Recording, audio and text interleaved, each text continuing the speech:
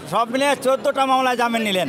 পা থেকে মাথা পর্যন্ত পিটিয়ে রক্তাক্ত করেছে। গায়েবী মামলা বিচার বিভাগকে জোর করে ব্যবহার করে আজকে আমাদের নেতাকর্মীদেরকে প্রচণ্ড হয়রানি করেছে।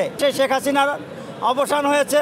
সে গণতন্ত্র হত্যা এবং দেশের সাধারণ নাগরিক সহ রাজনৈতিক নেতৃবৃন্দকে চরমভাবে শায়েস্তা করার জন্য এবং ষড়যন্ত্রমূলকভাবে যেই মিথ্যা মামলা দিয়েছে, সেই মিথ্যা মামলা আজকেও বিএনপির নেতাকর্মী, বিশেষ করে আজকে জনাব বরকতুল্লাহ বুলু সাহেব, অ্যাডভোকেট রুহুল কবির রিজভী সাহেব এবং শামসুর রহমান শিবুল বিশ্বাস সাহেব আজকে সব মিলিয়ে 14টা মামলায় জামিন নিলেন। আমাদের কথা হচ্ছে যে এই মামলাগুলো সবই গায়েবী মামলা এবং এই মামলাগুলো দেওয়া হয়েছিল যাতে ওনাদেরকে রাজনৈতিক থেকে চিরতরে সরিয়ে দেওয়া যায়। শেখ হাসিনা তার ক্ষমতায় কুক্ষিগত করার জন্য, দেশের সমস্ত কিছু কুক্ষিগত করার জন্য তৎকালীন পুলিশ অফিসারদের দিয়ে এবং এমনকি বিচার বিভাগকে জোর করে ব্যবহার করে আজকে আমাদের নেতাকর্মীদেরকে প্রচণ্ড হয়রানি করেছে। আপনারা দেখেছেন 5 দিন 7 দিন করে রিমান্ড দিয়েছে। আজকে শেখ হাসিনার অবসান হয়েছে এবং অবসান হওয়ার পরে আজকে আমরা জামিন নেওয়া শুরু করেছি। আমাদের বিরুদ্ধে হাজার হাজার মামলা, এরপরে আমাদের নেতাকর্মীরাও হাজার হাজার চরমভাবে নির্যাতিত হয়েছে।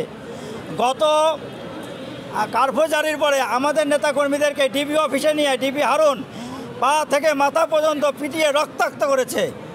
আমরা এই বর্তমান যে অন্তর্বর্তীকালীন সরকার আছে তাদের বলবো তদন্ত করেন এবং সমস্ত মামলাগুলো প্রত্যাহার করে নেবেন, আর যারা নির্যাতন করেছে তাদের বিরুদ্ধে আইনি ব্যবস্থা নেবেন।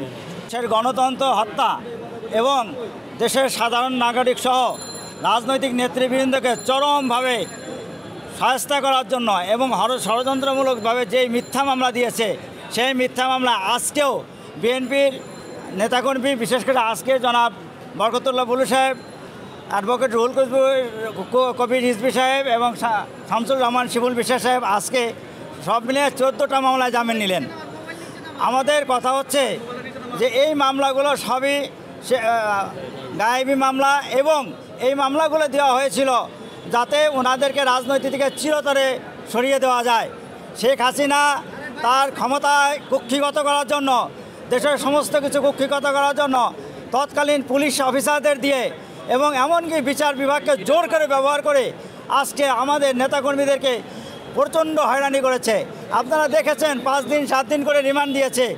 আজকে শেখ হাসিনার অবসান হয়েছে এবং অবসান হওয়ার পরে আজকে আমরা জামিন নেওয়া শুরু করেছি। আমাদের বিরুদ্ধে হাজার হাজার মামলা, এরপরে আমাদের নেতাকর্মীরাও হাজার হাজার চরমভাবে নির্যাতিত হয়েছে।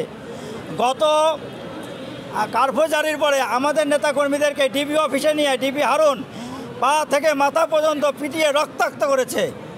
আমরা এই বর্তমান যে অন্তর্বর্তীকালীন সরকার আছে তাদের বলবো তদন্ত করেন এবং সমস্ত মামলাগুলো প্রত্যাহার করে নেবেন, আর যারা নির্যাতন করেছে তাদের বিরুদ্ধে আইনি ব্যবস্থা নেবেন।